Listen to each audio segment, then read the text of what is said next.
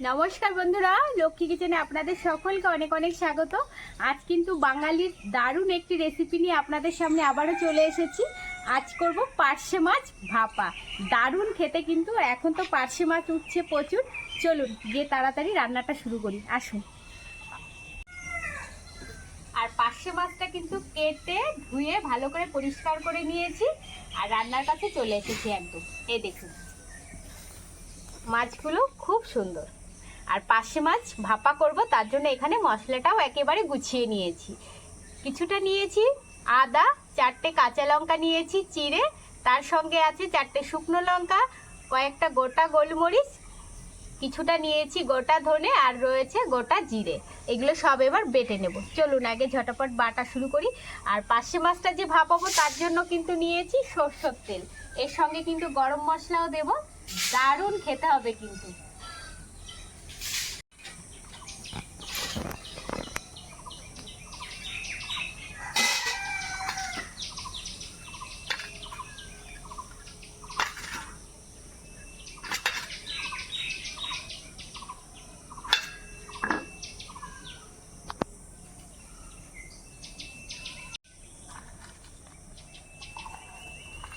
সবকিছু একবারেই নিয়ে নিলাম। আর 4টে যে কাঁচা লঙ্কা চিড়ে রেখেছি, এই 4টে কাঁচা লঙ্কা কিন্তু বাটবো না, এটা আমার পরে কাজে লাগবে।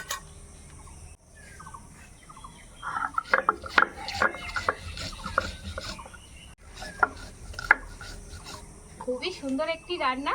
আপনারা বাড়িতে একবার অন্তত কখনো না খেলে এই পার্শে মাছটা ভাপিয়ে খেয়ে দেখবেন, খুব সুন্দর লাগে কিন্তু।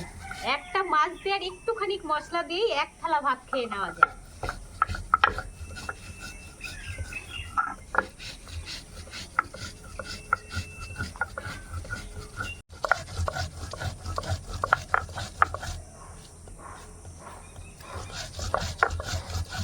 আর পার্শে মাছটা ভাপানোর জন্য চেষ্টা করবেন হাতে বেটে মশলাটা দেওয়ার, গুঁড়ো মশলা ব্যবহার করবেন না, তাহলে কিন্তু এর স্বাদটা অত ভালো হবে না। হাতে বেটে দিলে স্বাদটা কিন্তু খুব সুন্দর হবে।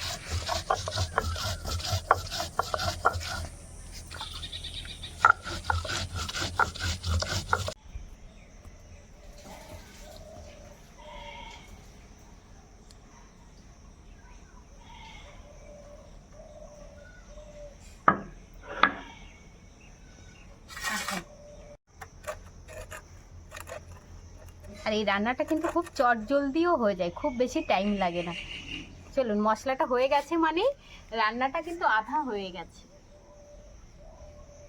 এবার এই মশলার মধ্যে দিয়ে দেব পরিমাণ মতো হলুদ, দেব লবণ,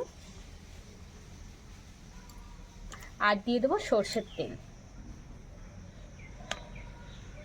এবার মশলাটা কিন্তু খুব ভালো করে সবকিছু মাখিয়ে নেবো একসঙ্গে মশলার সঙ্গে।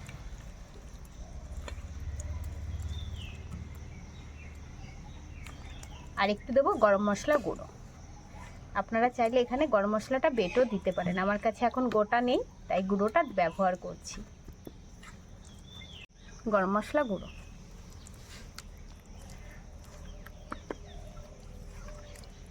ব্যাস মশলাটা খুব ভালো করে মাখিয়ে নিয়েছি। এবার মাছের সঙ্গে মাখিয়ে নেব, সব মাছের সঙ্গে।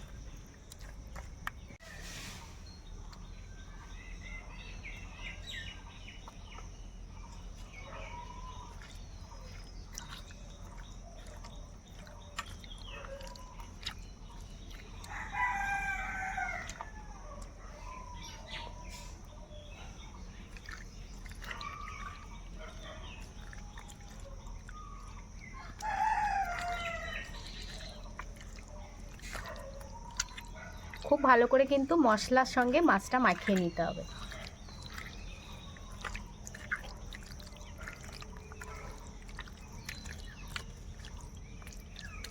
এই দেখুন, খুব ভালো করে মাখানো হয়ে গেছে। এবার এটাকে টিফিন বক্সের মধ্যে দিয়ে দেবো। আমি টিফিন বক্সের নিচে দেবো একটু সরষের তেল। এবার দিয়ে দেবো মাছগুলো।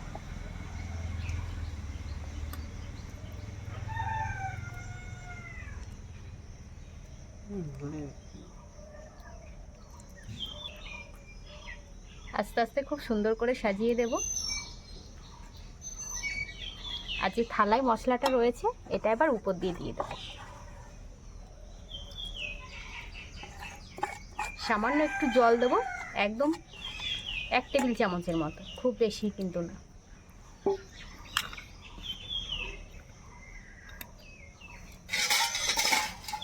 এই মশলার বাটিটা ধুয়ে সামান্য একটু জল দিয়ে দিলাম। এবার যে আগে থেকে 4টে কাঁচা লঙ্কা রেখেছিলাম ওটা এবার কাজে লাগবে আমার। এই দেখুন চিরা কাঁচা লঙ্কাটা এই উপর দিয়ে দেবো। আর দিয়ে দেবো একটু সরষের তেল। আগে বাটিটা এইভাবে একটু ঠুকে ভালো করে বসিয়ে দিই। 2 টেবিল চামচের মতো সরষের তেল দিয়ে দিলাম উপর দিয়ে। ব্যাস হয়ে গেছে। এবার এটা ঢাকা দিয়ে রেখে দেবো। উনানটা ধরাতে যতটা টাইম, এতটা টাইমে।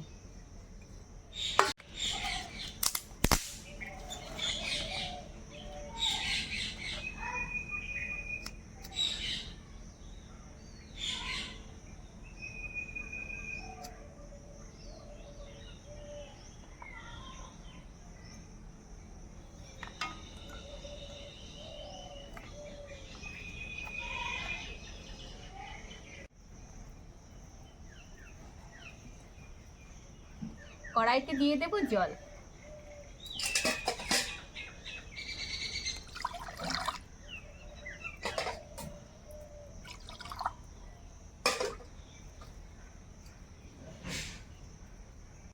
জল গরম হয়ে গেছে, এবার টিফিন বক্সটা বসিয়ে দেবো জলের মধ্যে।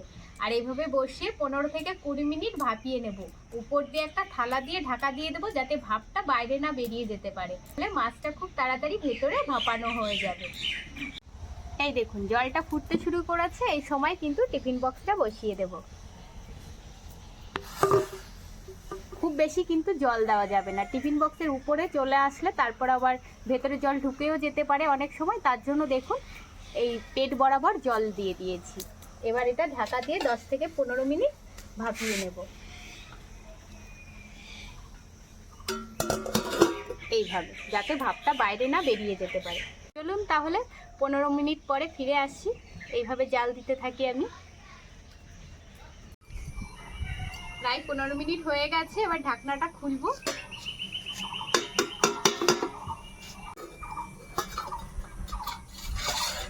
এই দেখুন জলটা সব মেরে গেছে, ভাপানোটা খুব সুন্দর হয়েছে। এবার এটা তুলে নিই।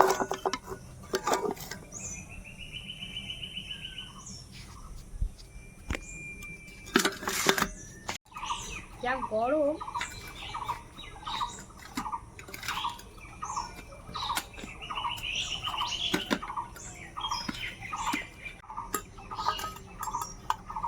এই দেখুন খুব সুন্দর ভাপানো হয়েছে কিন্তু বন্ধুরা, দেখে কিন্তু আপনারাও জিভে জল আটকে রাখতে পারবেন না। চলুন তাড়াতাড়ি করে ওদেরকে খেতে দিয়ে দিই। এত সুন্দর রান্না হলে সবাই ভাবে কতক্ষণে খাবো।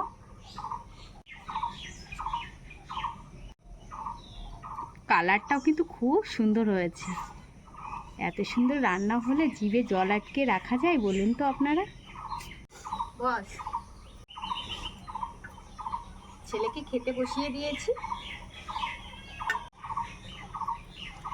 এই দেখুন মাছগুলো কিন্তু দারুণ সিদ্ধ হয়ে গেছে। না ভাতটা মাখিয়ে নাও তাড়াতাড়ি।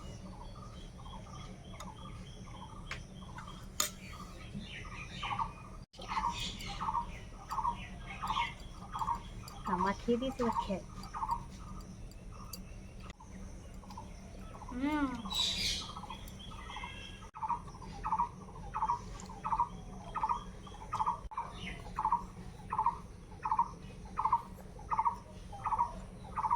দারুণ হয়েছে। মাছ খাও।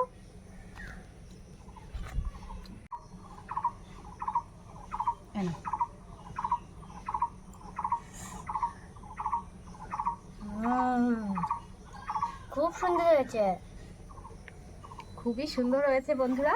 আপনারা কিন্তু অবশ্যই, এখন তো নতুন পার্শে মাছ উঠছে, এইভাবে একবার ভাপিয়ে খেয়ে দেখবেন, দারুণ কিন্তু খেতে। গরম তো প্রচন্ড, ছেলে আস্তে আস্তে খাক, মাছে কাটাও আছে।